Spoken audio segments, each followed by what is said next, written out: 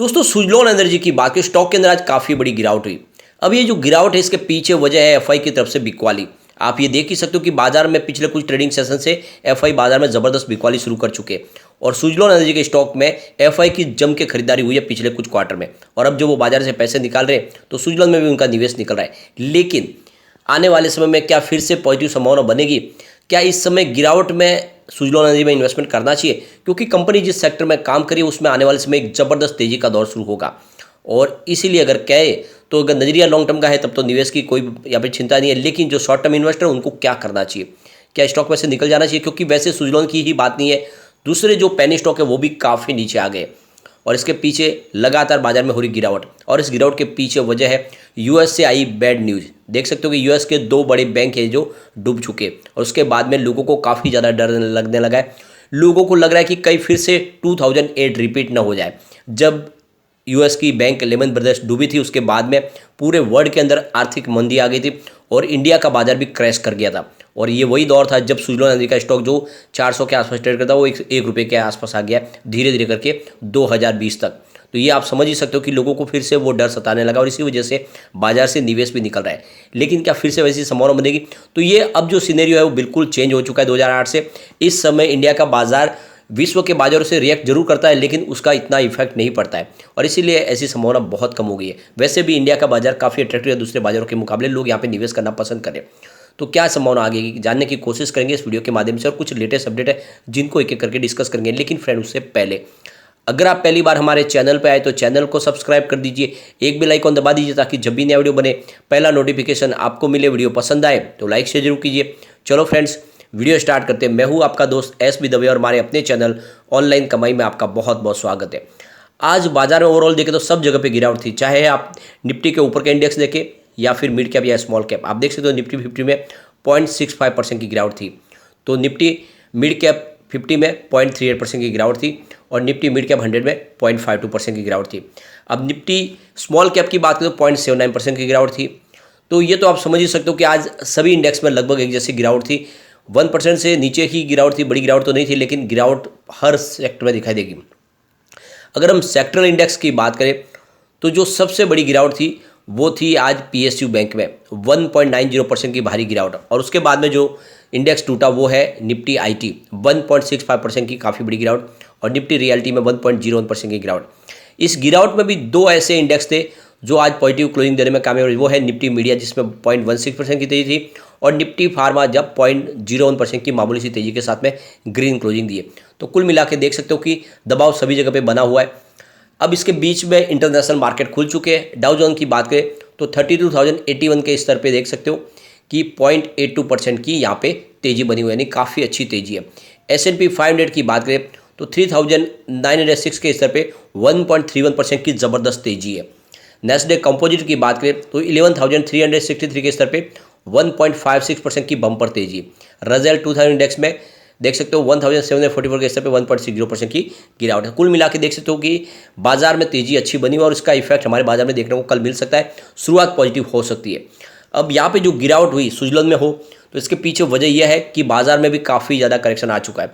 अगर आप देखें BSE सेंसेक्स इस समय 57,900 पर आ चुका है। अगर इसकी हाई देखें तो करीब 63,284 के आसपास की थी। उस लेवल से देखें तो आपको ये दिखाई देगा कि करीब 5,500 पॉइंट की भारी गिरावट बाजार में हो चुकी है और इसी वजह से लगातार सारे के सारे शेयर नीचे आते हुए दिखाई देंगे। सुजलॉन की बात करें स्टॉक इस समय 7.80 पर आ चुका है, 3.70% की काफ़ी बड़ी गिरावट हुई है और काफ़ी समय के बाद ये 8 के स्तर को इसने तोड़ा है। तो अभी वीकनेस तो बनी हुई है, हो सकता है स्टॉक इससे और नीचे जा सकता है क्योंकि काफ़ी समय तक स्टॉक ने 8 रुपीज़ के सपोर्ट को पकड़ के रखा था। ये मजबूत सपोर्ट है। अगर कल इसको क्रॉस करके फिर से ऊपर 8 के ऊपर क्लोजिंग देने में कामयाब रहा तब तो स्टॉक में तेजी बनेगी, लेकिन इसके नीचे रहा तो फिर हो सकता है कि आने वाले समय इसमें और थोड़ी सी गिरावट देखने को मिले। एक अच्छी बात है कि वॉल्यूम लगभग एक जैसा स्टेबल स्टॉक दिखाई दे रहा है। पिछले एक महीने पहले इसका 8 करोड़ का वॉल्यूम था, 3 करोड़ की डिलीवरी उठाई गई थी। 1 वीक पहले भी 8 करोड़ का ही वॉल्यूम होता, 3 करोड़ की ही डिलीवरी उठाई गई थी और कल भी 8 करोड़ का ही वॉल्यूम होता, 3 करोड़ की ही डिलीवरी उठाई गई थी और आज भी 8 करोड़ का वॉल्यूम हुआ।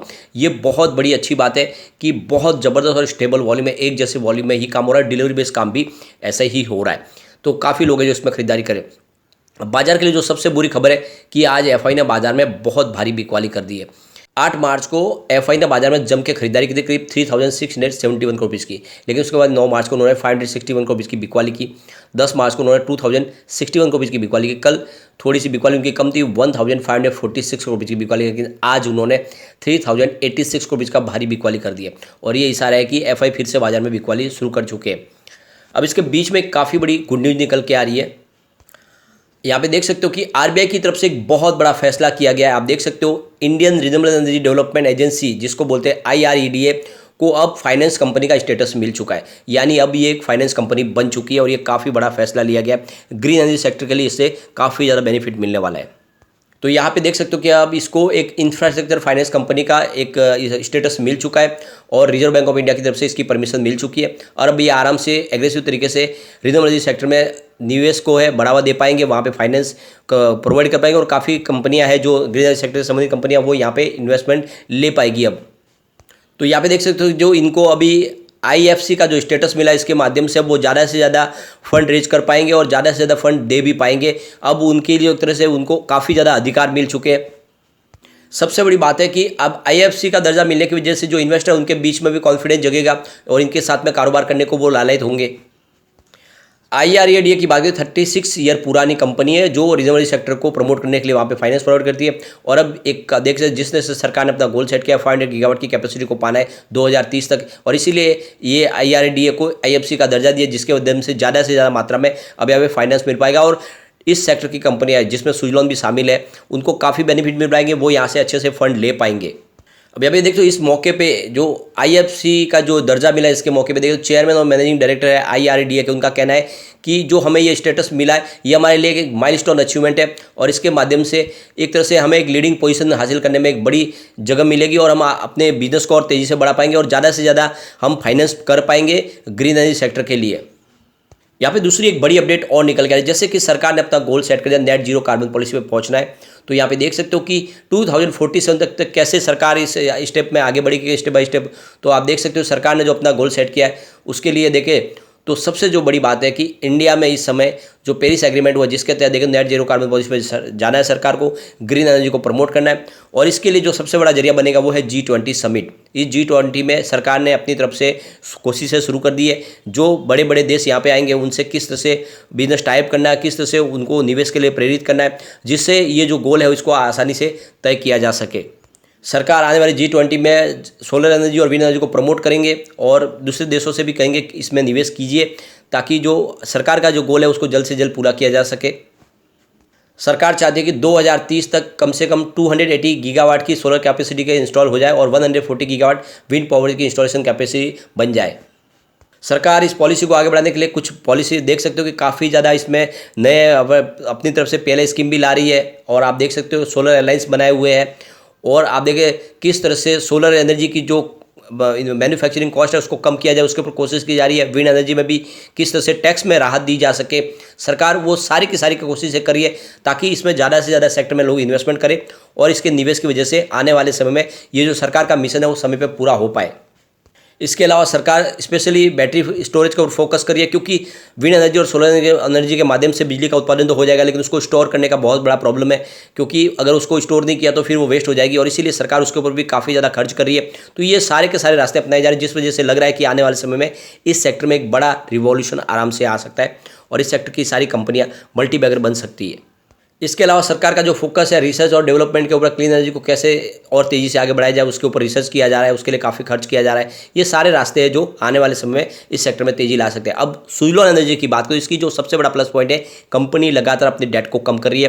कंपनी के क्वार्टर रिजल्ट काफ़ी अच्छे हमारे सामने आज आ रहे हैं। इसके अलावा कंपनी के डेटर डेज में इंप्रूवमेंट हो रहा है, जहाँ पे पहले 125 दिन थे वो घट के अब 76.4 डेज के आसपास है, यानी कंपनी अंदर से मजबूत हो रही है, अपने कर्ज को कम कर रही है। इसके अलावा पिछले 10 साल में सबसे शानदार प्रदर्शन इस समय कंपनी आपको करता हुआ दिखाई देगी। 10 ईयर के हिसाब से इसका सेल्स -11% था, 5 ईयर के हिसाब से -12%, 3 ईयर के हिसाब से 9% पॉजिटिव, इस TTM 29% पॉजिटिव है। तो सेल्स कंपनी का इस बार सबसे शानदार पिछले 10 साल में। प्रॉफिट को देखें तो 10 ईयर के हिसाब से 6% पॉजिटिव था, 3 ईयर के हिसाब से 25% पॉजिटिव, लेकिन इस TTM 40% पॉजिटिव है। तो सेल्स और प्रॉफिट पिछले 10 साल में सबसे शानदार है। तो आप समझ सकते हो कि सब कुछ बढ़िया है तो रेट कैसे गिरेगी। तो आने वाले समय डेफिनेटली यहाँ पे अच्छी तेजी भी बनेगी और इस गिरावट में इसको आपको खरीदारी करके रखना चाहिए आने वाले 3 से 5 साल में ये आपको डेफिनेटली मल्टी बैग रिटर्न दे सकता है। और इस गिरावट में आपको डरना नहीं चाहिए, बल्कि खरीदारी करनी चाहिए। लेकिन फ्रेंड, कोई भी इन्वेस्टमेंट करने से पहले अपने फाइनेंशियल एडवाइजर से बारे ले ले या अपना खुद का रिसर्च करें, क्योंकि मैंने वीडियो आपके एजुकेशनल पर्पज के लिए ही बनाया। वीडियो पसंद आए तो लाइक शेयर जरूर कीजिए और चैनल को सब्सक्राइब कर दीजिए। Thank you friend.